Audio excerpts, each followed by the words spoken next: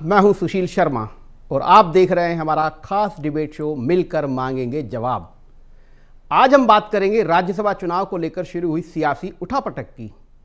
दरअसल इस बार दिग्विजय सिंह अपनी सीट खाली कर रहे हैं, जो कि वो कह चुके हैं। तो दूसरी तरफ बीजेपी की 2 सीट में से एक सीट भी खाली हो रही है, जिस पर नेताओं को उम्मीद जागी है। राज्यसभा की रेस में कई दिग्गज नेता अपनी किस्मत आजमा रहे हैं। इसी मुद्दे पर करेंगे चर्चा, लेकिन सबसे पहले देखिए हमारी एक खास रिपोर्ट।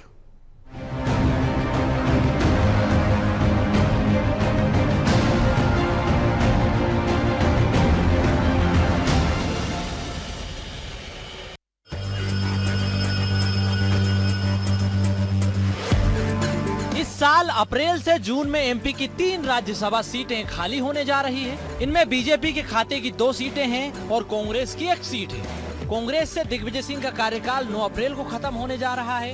बीजेपी से जॉर्ज कुरियन का कार्यकाल जून और डॉक्टर सुमेर सिंह सोलंकी का कार्यकाल 9 अप्रैल को खत्म होने जा रहा है। इन सीटों को लेकर सबसे ज्यादा खींचतान बीजेपी के अंदर मची हुई है। दिग्विजय सिंह ने राज्यसभा सीट खाली करने का ऐलान कर दिया। उनके इस ऐलान के बाद कांग्रेस में कई दिग्गज नेता राज्यसभा जाने के लिए एड़ी चोटी का जोर लगा रहे हैं। इस रेस में कमलनाथ से लेकर जीतू पटवारी, अरुण यादव और अजय सिंह का नाम शामिल है। राज्यसभा सीट पर कांग्रेस के दावेदार कमलनाथ, जीतू पटवारी, अरुण यादव, अजय सिंह। राज्यसभा सीट पर बीजेपी के दावेदार नरोत्तम मिश्रा, सुरेश पचौरी, लाल सिंह आर्य, विनोद गोटिया, अरविंद भदौरिया, रामनिवास रावत। मध्य प्रदेश में राज्यसभा की कुल 11 सीटें हैं। इनमें से 3 पर कांग्रेस का कब्जा है, जबकि 8 पर बीजेपी का कब्जा है। कांग्रेस में कुछ क्लियर है, लेकिन बीजेपी में अभी तस्वीर साफ नहीं हो सकी।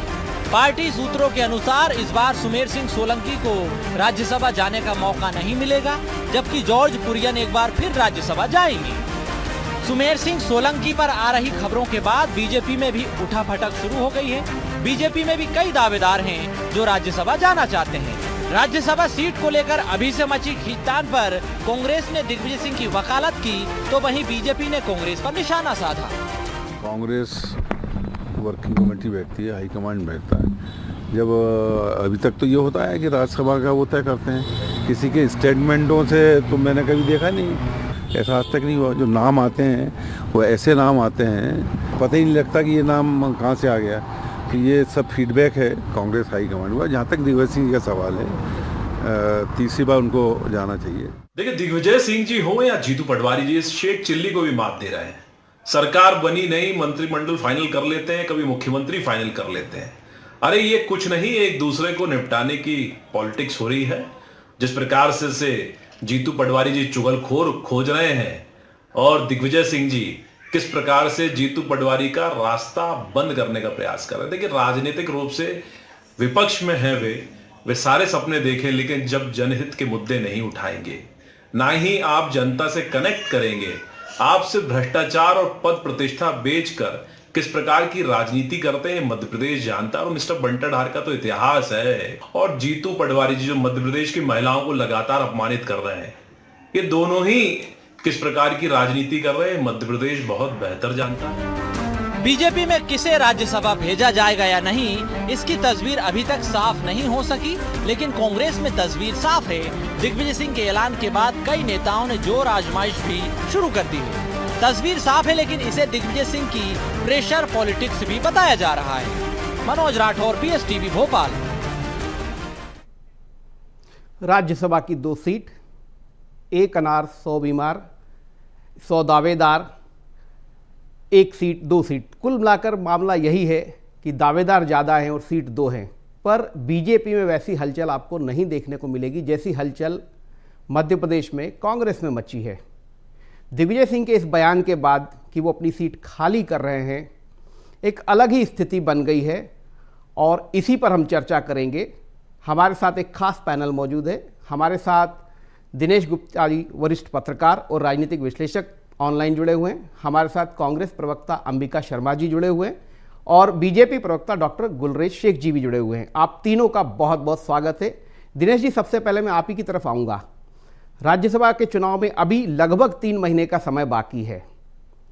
दावेदार अपनी दावेदारी कर सकते हैं, लेकिन जैसा कि बीजेपी में भी 2 सुमेर सिंह सोलंकी भी हैं और कुरियन साहब भी हैं। वहाँ से ऐसा कोई स्टेटमेंट नहीं आ रहा है, शायद वहाँ अनुशासन बहुत ज़्यादा है। लेकिन कांग्रेस के दिग्गज नेता और राज्यसभा सांसद पूर्व मुख्यमंत्री दिग्विजय सिंह का ये कहना कि वो सीट खाली कर रहे हैं, तो ये सीट खाली करने के तुरंत बाद ये बात भी सामने आना कि SC ST के किसी व्यक्ति को राज्यसभा में भेजा जाए, आप इसको किस नज़र से देखते हैं?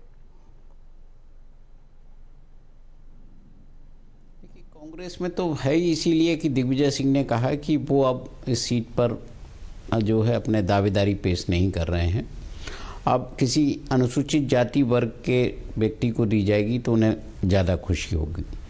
तो देखिए, ये जो खुशी की बात है ये उनकी एक रणनीति या राजनीति का हिस्सा है, क्योंकि कहीं ना कहीं हमने देखा था ना, अभी दलित एजेंडा भी दिग्विजय सिंह जी फिर से उसको जीवित करना चाहते हैं।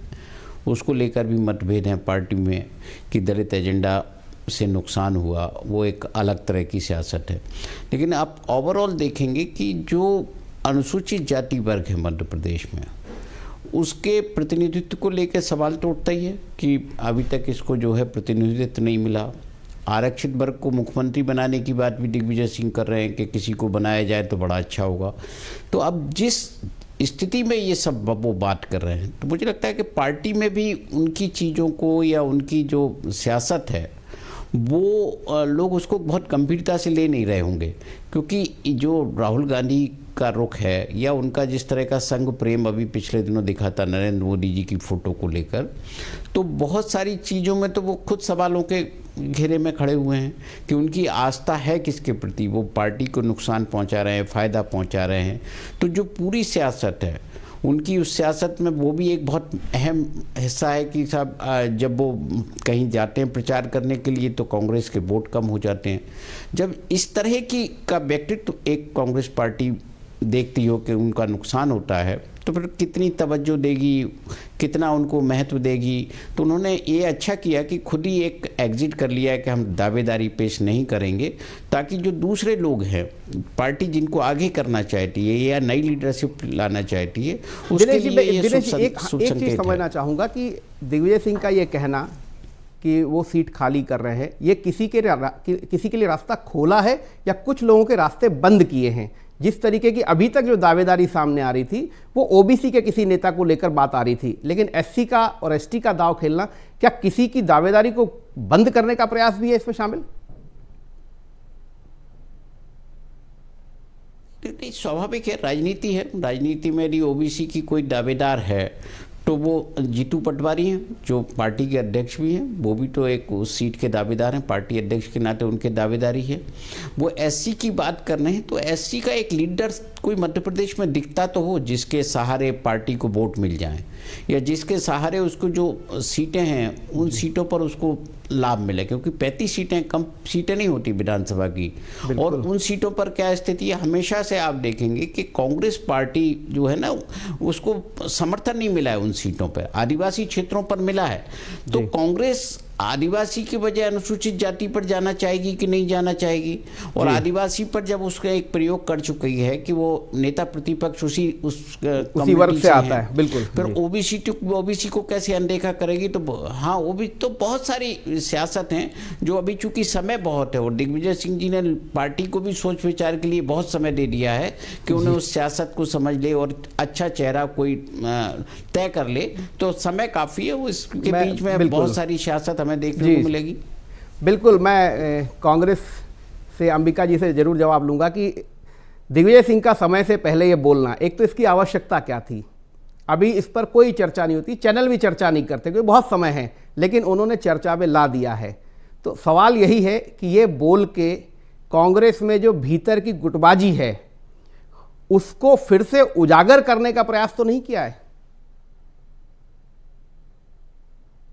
देखिए, दिग्विजय सिंह ने बड़ी सद्भावना के साथ और बड़ी स्वच्छता के साथ है कि अब की बार वो राज्यसभा नहीं जा रहे हैं और राज्यसभा का स्थान वो खाली कर रहे हैं। तो दिग्विजय सिंह जी तो बहुत पहले से इस बात के पक्षधर भी रहे हैं कि हमको पार्टी के लिए काम करना है और पद से अलग होकर हम पार्टी की मजबूती के लिए, संगठन सृजन के लिए काम करेंगे। उन्होंने अपनी प्राथमिकताएं भी तय कर ली हैं इस संगठन को किस प्रकार से उनको मजबूत करना है। अब कांग्रेस पार्टी जो भी इन परिस्थितियों में उचित और उपयुक्त व्यक्ति होगा उसका सिलेक्शन करेगी और वो व्यक्ति राज्यसभा में जाएगा जो आज की परिस्थितियों के परिप्रेक्ष्य में जो बिल्कुल उपयुक्त होगा। और हमारे यहाँ नेताओं की कमी नहीं है, हमारे यहाँ बहुत माने बड़े अच्छे नेता हैं और बड़े सक्षम नेता हैं। माननीय कमलनाथ जी हैं, माननीय जीतू पटवारी जी हैं, मुकेश नायक जी हैं, अरुण यादव जी हैं, बहुत सारे हैं, पिछड़े वर्ग के लोग भी हैं, आदिवासी हैं, सामान्य वर्ग के लोग हैं। यहाँ पर हमारे यहाँ नेतृत्व का अभाव नहीं है, सभी सक्षम हैं और बहुत योग्य लोग हैं। ये सिर्फ फुटबॉल तो भारतीय जनता पार्टी में होने वाली है। नहीं, पर अंबिका जी समय से पहले दिग्विजय सिंह का यह कहना टिकट कौन तय करेगा, हाईकमान तय करेगा या आपकी वर्किंग कमेटी तय करेगी, उसके पहले ही या तो उनको कह दिया गया है, ये आप स्पष्ट कीजिए, क्या उनको कह दिया गया दिल्ली की तरफ से कि आपको छोड़ना है? तो एक आसान तरीके से उन्होंने अपने आप को विड्रॉ किया है, ये क्लियर नहीं है ना, ये उनके मन की आवाज है या हाईकमान की आवाज है? देखिए, मध्य प्रदेश की राजनीति में जो आज सबसे ज्यादा उपयुक्त मध्य प्रदेश की परिस्थितियों के अनुसार दिखेगा, हाईकमान और कांग्रेस वर्किंग कमेटी जो हमारा माने जो उनके खड़गे साहब के नेतृत्व वाली समिति है, वो सब लोग तय करेंगे कि कौन व्यक्ति उपयुक्त है और किस व्यक्ति को लाना चाहिए। अब भारतीय जनता पार्टी को अपनी चिंता करना चाहिए। सिर्फ फुटबॉल तो उनके यहाँ हो रही है, माननीय नरोत्तम मिश्रा जी वो कहाँ एडजस्ट करेंगे, सुरेश पचौरी जी हमारे यहाँ 4 बार राज्यसभा सदस्य रहे हैं, केंद्रीय मंत्री रहे हैं, सब कुछ मिला है, प्रदेश अध्यक्ष रहे हैं, यूथ कांग्रेस के अध्यक्ष मैं जवाब ले लेता हूँ। गुलरेज जी, अंबिका जी ने बहुत स्पष्ट कहा है कि हमारे यहाँ तो सब कुछ ठीक है, सिर्फ फुटबॉल आपके यहाँ है, आपके यहाँ नेता बेरोजगार है, उन्होंने नाम भी गिना दिए हैं, क्या कहेंगे? देखिए, सबसे पहले तो मैं ये कहूँगा कि आप फॉर्मूला लगा के देख लीजिए कि कितने वोट्स की आवश्यकता है। और मध्य प्रदेश में अगर बाय फॉर्मूला चले हम, मतलब number of seats divided by number of Rajya Sabha seat plus vacant seat +1, तो उसके हिसाब से आप देखेंगे कि 58 वोट्स चाहिए। कांग्रेस के पास टोटल MLAs की संख्या 64 है, 58 इनको एक सीट के लिए लगता है।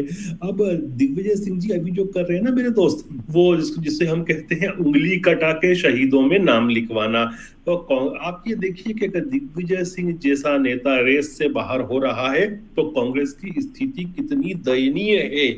असल बात क्या है भाई साहब कि कांग्रेस में ये फॉर्मूला चल रहा है कि अपनी पार्टी की रेस के बारे में तो बताइए, कांग्रेस की तो अंबिका जी ने बता दिया, आपकी रेस में क्या हाल है, कौन बेरोजगार काम पे, किसको बेरोजगार को जो है रोजगार मिलेगा, जैसा अंबिका जी के शब्दों में कहें तो क्या है कि मेरी पार्टी में घोड़े नहीं होते हैं, यहाँ बब्बर शेर हैं, तो और सब विचार के लिए काम करते हैं, तो दांव लगते हैं घोड़ों पर। और जो कांग्रेस पर दांव लग रहे हैं ना, ये कहा गया है कि जिस घोड़े के पीछे 58 विधायक खड़े हों उसको हम नॉमिनेट कर देंगे, कांग्रेस की तरफ से फॉर्म दे देंगे।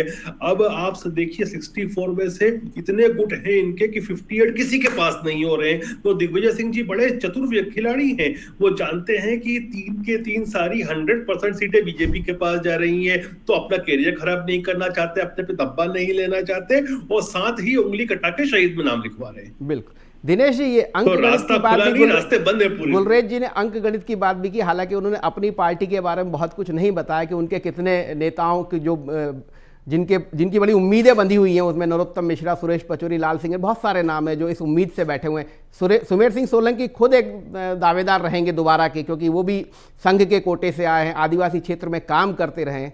पर मैं जो कांग्रेस का गणित भी देख रहा हूँ कि अभी विवेक तनखा, अशोक सिंह और दिग्विजय सिंह अप्रैल में पद छोड़ देंगे, तो SC वाली जो बात आती है, अशोक सिंह OBC से हैं, विवेक तनखा सामान्य से है, दिग्विजय सिंह सामान्य से, तो आपको क्या लग रहा है ये एक सोची समझी रणनीति है?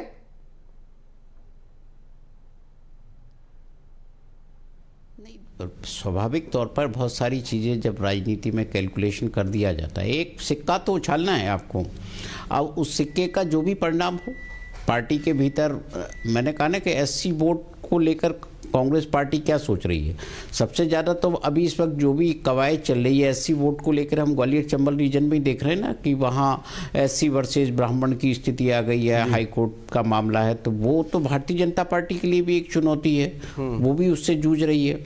और बहुजन समाजवादी पार्टी का जो मध्य प्रदेश में जिस तरह का स्थिति हमने देखी है कि वो कांग्रेस पार्टी को नुकसान करती रही है विधानसभा में।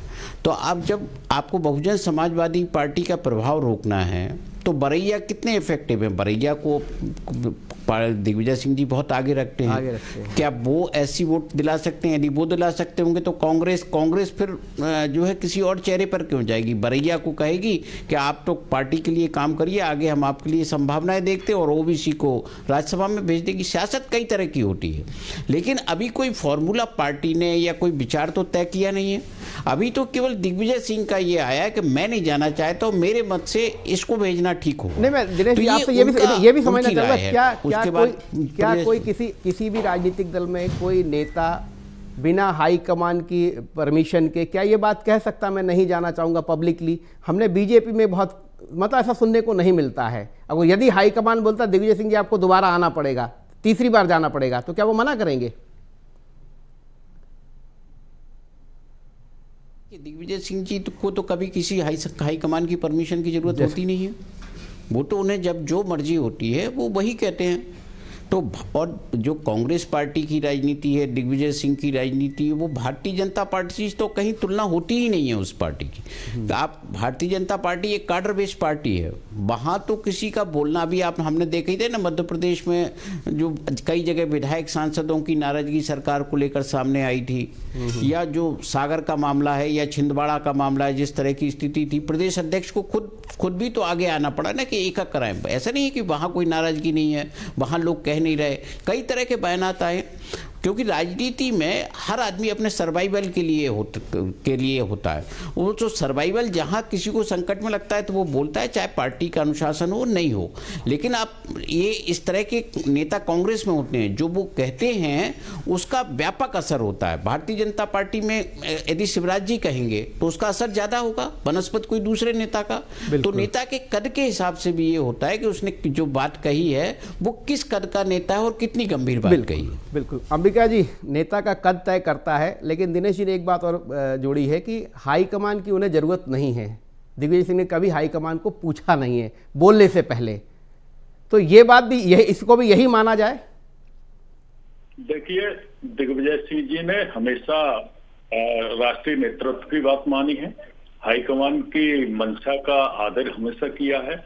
दिग्विजय सिंह बहुत अनुशासित नेता हैं, और मैं इस बात को बिल्कुल मानने को तैयार नहीं हूं कि दिग्विजय सिंह जी ने कभी भी अपने राजनीतिक जीवन में हाईकमान की अवज्ञा की हो। और दिग्विजय सिंह जी ने जहां तक 3 माह पहले घोषणा की है, तो हमारे यहाँ तो पूरी तरह से अभिव्यक्ति की आजादी की स्वतंत्रता है, डेमोक्रेसी है।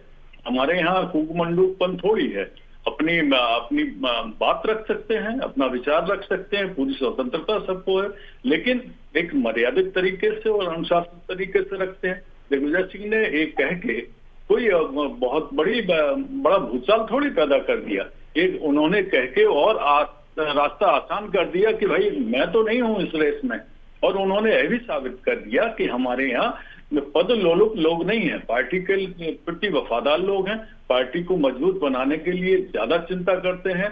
वनस्पति इस बात के आपके यहाँ जिस प्रकार से भारतीय जनता पार्टी में सिरफुटौल हो रहा है, लोग बाग जिन वरिष्ठ नेताओं को आपने अलग करके रखा है उनको मंत्री पद नहीं दिया है, और अंदर ही अंदर आग सुलग रही है, और वो विस्फोट बनकर एक दिन निश्चित रूप से पूरा ज्वालामुखी बनेगा, देख लेना आप। गुलरेज जी, आग सुलग रही है और विस्फोट हो सकता है। बिल्कुल बिल्कुल नहीं, लेकिन गुलरेज जी, सवाल आपकी जी। अंबिका जी, आप बात पूरी कीजिए। 2028 के पहले सब संकेत आपको मिल जाएंगे, 27 से मिलना शुरू हो जाएंगे कि इनके अंदर कितनी जबरदस्त ज्वाला विद्रोह की धधक रही है, तो वो सब सामने आ जाएगी। आप देखिए, आप बड़ी बड़ी बातें कर रहे हैं, 2 साल से तो आप नगर निगम के अध्यक्षों का चयन नहीं कर पाए, अभी तक तय नहीं कर पाए, कार्यकारिणी नहीं बना पाए।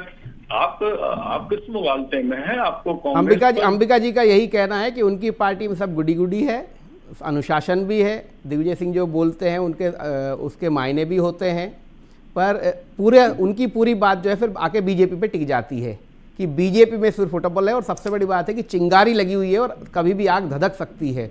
ये चिंगारी क्या सिंधिया गुट के बीजेपी में आने से है या बीजेपी में ही अपना एक इतना बड़ा जो है गुटों का जमावड़ा हो गया है?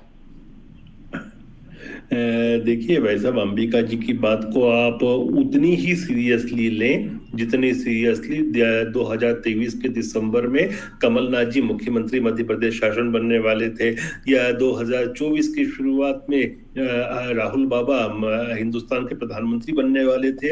इनकी बातें उतनी ही सीरियसली लेना चाहिए जो बीजेपी के विषय में कहते हैं। असल बात जो मैंने आपको बताई उस पर कुछ भी नहीं कहे। आप मुझे बताइए ना कि जिनके पास इतने कम नंबर है एमएलए के, वो 58 लोगों को, 58 विधायकों को गुटबाज वाली पार्टी में कैसे एक व्यक्ति के पीछे खड़ा कर सकते हैं? तो 100% एक भी सीट नहीं आ रही है इनकी, इसीलिए सब ड्रामे चल रहे हैं। वरना अगर ये सीट 100% आती होती तो गुलरेज जी देखिए, बात यही हो रही है। मैं कांग्रेस की बात करता हूं, वो बीजेपी पे आ जाते हैं। मैं बीजेपी से बीजेपी का सवाल करता हूं, वो कांग्रेस पे आ जाते हैं। आप ही बता दीजिए कि अब ये जो सीट खाली होगी सुमेर सिंह सोलंकी की, ये क्या मध्य प्रदेश के नेता के खाते में जाएगी या फिर कोई आयातित नेता आपके यहाँ से फिर पदार्पित होगा? देखिए, सुमेर सिंह जी भी मध्य प्रदेश के ही नेता हैं और हमारे यहाँ पर हमेशा एक बैलेंस बनाए रखा जाता है। दोनों की चलती है, प्रदेश की भी चलती है और राष्ट्रीय नेतृत्व की भी चलती है। दोनों के अंडरस्टैंडिंग से तय हो जाता है, वो हो जाएगा। अभी समय है, अभी कोई कांग्रेस जैसा अभी से कुछ थोड़ी ना कोई बोलेगा। अरे लेकिन आपके यहाँ सबसे ज्यादा नेता, आपके यहाँ नेता इसीलिए डरे रहते हैं कि दिल्ली से फरमान आएगा, या तो साउथ का कोई नेता आ जाएगा या नॉर्थ का आ जाएगा या फिर जो है उड़ीसा से कोई आ जाएगा। ये इसका जवाब दीजिए ना।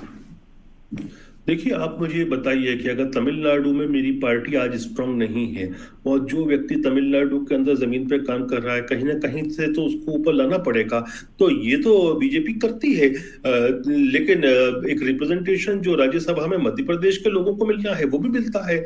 तो उसमें कहीं भी कोई चिंता की लकीरें कहीं नहीं आती।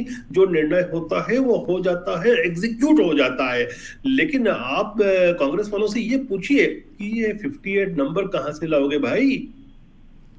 चलिए, अगर अगले राउंड में उनसे वही पूछ लूंगा। दिनेश जी, जो गुलरेज जी ने जो बात कही कि हमारे यहाँ तो बाहर के नेता को भी लेने की परंपरा है, चूंकि वो बाहर के राज्य में मेहनत कर रहा है इसलिए हमारे राज्य से जाएगा, ये कहीं ना कहीं मध्य प्रदेश के राजनीतिक नेतृत्व को कमजोर करना, प्रतिस्पर्धा में बाहर के लोगों को लाना कितना उचित है?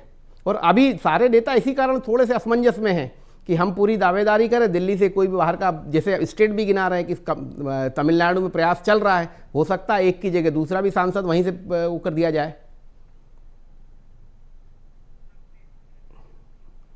ये बिल्कुल वाजिब तो हम नहीं कह सकते, क्योंकि जिस राज्य का जो कोटा है वो राज्य के लोगों के लिए है जी। अब आप दूसरे राज्यों को भेजते हैं तो लोगों को निराशा भी तो होती ना। यहाँ भी लोग काम कर रहे हैं, वहाँ बहुमत नहीं आ पा रहा है, इसका मतलब वहाँ के लोगों की असफलता है या वहाँ के लोगों की कमजोरी है।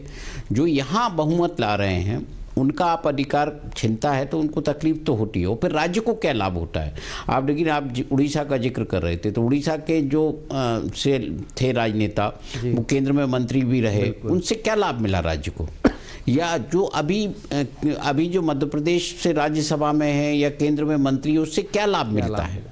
मध्य प्रदेश के लोगों को तो उसका जो है भाषा का भी संकट होता है और मेल मुलाकात का भी संकट होता है कि उनसे बातचीत हो जाए, मुलाकात हो जाए। तो बहुत सारी चीज़ें हैं जो राज्य के कोटे की सीटें हैं तो राज्य के लोगों को मिलना चाहिए, वो भले ही किसी राजनीतिक दल का हो। कांग्रेस ने भी तो बहुत सारे लोगों को भेजा था, पहले इसी तरह की स्थिति में भेजा था। ज़्यादातर ये होता था कि ज़्यादा सीटें जब आपको मिलती हैं तो आप 1-2 सीटें दूसरे राज्य के लोगों को दे देते हैं। बिल्कुल नहीं। तो दिनेश जी, मैं यही समझना चाह रहा था कि गुलरेज जी तो इसको बहुत आसानी से कह रहे हैं, हम करते रहते हैं। तो जैसा आपने कहा कि ये ठीक नहीं है, पर अभी इस सिनेरियो में आपको क्या लग रहा है? गुलरेज जी ने हल्का सा इशारा तो कर दिया है, तो आपको क्या लग रहा है कि मध्य प्रदेश के लोगों की, नेताओं की लॉटरी खुलेगी बीजेपी में इस बार कि नहीं? दिनेश जी, स्थिति है दोनों सीटों पे कोई वो जो देखिए जो स्थिति अभी है कि एक जो कुरियन जी की सीट है वो दूसरे राज्य से आते हैं, तो संभव है कि पार्टी किसी और राज्य के नेता को ये मौका दे, क्योंकि तमिलनाडु में चुनाव भी है। यदि तमिलनाडु में एक चेहरा है तो हो सकता है कोई दूसरा चेहरा भी ले आए, एक और कोई संभावना देखें, केरल की कोई संभावना देखें। तो बहुत सारे जो दक्षिण भारत की राजनीति का संतुलन है, जो भारतीय जनता पार्टी लगातार कोशिश कर रही है, तो उसको कायम करने की कोशिश करे वो। एक तो जो सुमेर सिंह सोलंकी जी की जो सीट है उस पर तो किसी मध्य प्रदेश के नेता को ही जाएंगे, लेकिन जो कुरियन जी की सीट है वो संभावना वही है कि एक सीट जो है किसी और राज्य के खाते में चली जाएगी। अंबिका जी आपसे लास्ट एक सीट बढ़ भी तो रही है बीजेपी की। अंबिका जी, ये कैलकुलेशन वाली बात जो गुलरेज जी कह रहे हैं, आपका ये गणित कैसे बैठेगा? दिनेश जी, एक सीट बढ़ने भी तो वाली है। देखिए नहीं गुलरेज जी, आपके पास है क्या 58 MLA आपके पास हैं क्या? हमारे पास बिल्कुल, हमारे पास अपने भी हैं और इनके बहुत सारे हैं जो इनके फेवर में वोट नहीं करेंगे। आप बेफिक्र रहें, हमारा एक नहीं, ये सब काल्पनिक चीजें हैं, सब काल्पनिक है, सही बात है। काल्पनिक आपके प्रश्न हैं, इनका कोई मतलब नहीं है इन प्रश्नों का जवाब। हमारा निवेदन ये है कि हमारा एक राज्यसभा सदस्य पहुंचेगा और बड़ी मजबूती के साथ अपनी बात हाउस में रखेगा। आप चिंता अपने घर की करिए, आपके यहाँ बहुत वेटिंग लिस्ट में नाम है। अंबिका जी मैं आपको रोकूंगा, मेरे पास समय बिल्कुल नहीं है। आप तीनों अतिथियों का बहुत बहुत धन्यवाद। तो हमने ये समझा कि किस तरीके से मध्य प्रदेश में दिग्विजय सिंह ने एक बयान देकर पूरी राजनीति को जो है इस ठंड के मौसम में गरमा दिया है। सवाल यही है कि दिग्विजय सिंह सीट छोड़ रहे हैं या सीट उनसे छुड़वाई जा रही है, यह तो आने वाला वक्त ही बताएगा। आज के लिए बस इतना ही, कल फिर मिलेंगे किसी नए मुद्दे के साथ और मिलकर मांगेंगे जवाब। तब तक के लिए नमस्कार।